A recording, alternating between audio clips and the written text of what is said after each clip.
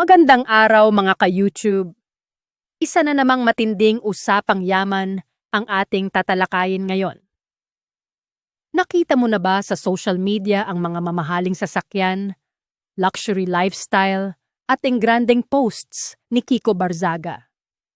At syempre, ang tanong ng bayan, gaano nga ba siya kayaman? Totoo ba ang nakikita natin online o para lang sa content? Sa video na ito, hihimayin natin kung saan nanggagaling ang kanyang pera, gaano kalaki ang tinatayang net worth niya, at kung bakit isa siya sa mga pinakapinag-uusapang personalidad pagdating sa yaman. Kaya kung interesado ka sa buhay ng mga mayayaman, negosyante, at luxury lifestyle, manood ka hanggang dulo. Sino si Kiko Barzaga? Si Kiko Barzaga ay kilala bilang isang online personality, negosyante, at social media figure na madalas makita sa high-end lifestyle posts.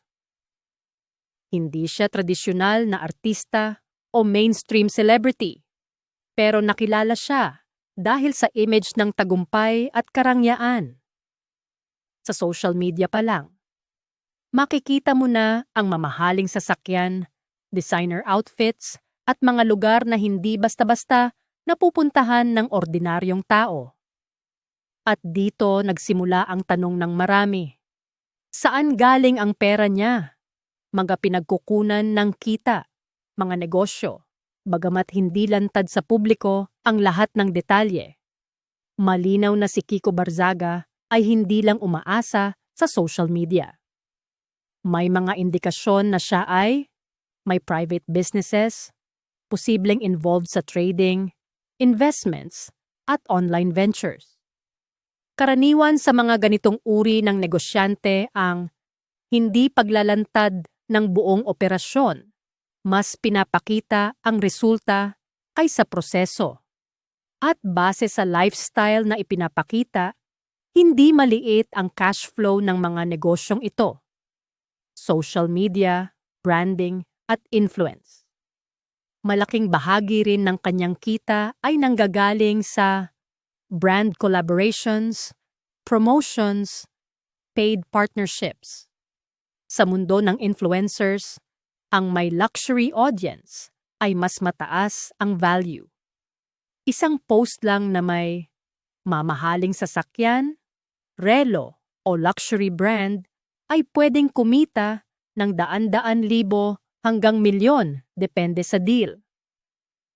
Investment. Isa sa palatandaan ng totoong mayaman ay hindi lang iisang source ng income. May indikasyon na si Kiko ay may real estate investments. Naglalagay ng pera sa assets na tumataas ang value. Ito ang ginagawa ng mga mayayaman. Pinapaikot ang pera para mas dumami pa. Luxury lifestyle.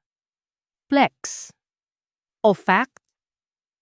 Ngayon, pag-usapan natin ang madalas na napapansin ng lahat, ang kanyang luxury lifestyle.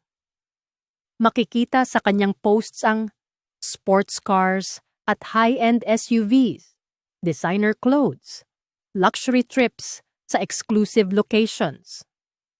Tandaan natin, hindi lahat ng nagpo-post ng mamahalin ay tunay na mayaman, pero hindi rin lahat ay peke.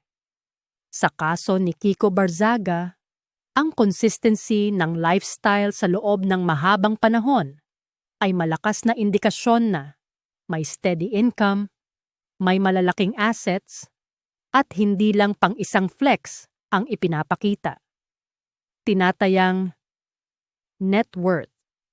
Dahil walang opisyal na financial report, ang masasabi lang natin ay estimate based sa public indicators. Estimated net worth ni Kiko Barzaga, 100 milyon hanggang 300 milyon na piso. Kasama rito ang negosyo, investments, cash flow, luxury assets. Maaaring mas mataas pa ito, depende sa tunay na lawak ng kanyang negosyo. bakit siya pinag-uusapan? Si Kiko Barzaga ay simbolo ng modernong yaman, halimbawa ng bagong henerasyon ng negosyante. Patunay na hindi mo kailangang maging artista para yumaman. Sa panahon ngayon, social media plus negosyo equals malaking oportunidad. At ito ang dahilan kung bakit marami ang humahanga, nagdududa, at gustong matutunan ang kanyang sikreto. Sa huli, ang masasabi natin, si Kiko Barzaga ay malinaw na kabilang sa upper tier ng mga mayayaman sa Pilipinas, kahit hindi man siya kabilang sa traditional billionaires. Ang kanyang kwento ay paalala na ang yaman ay pwedeng manggaling sa tamang diskarte, consistency, at matalinong paghawak ng oportunidad. Kung nagustuhan mo ang ganitong content, like, subscribe, at comment kung sino pa ang gusto mong i-feature sa susunod. Maraming salamat sa panonood at magkita-kita tayo sa susunod na video.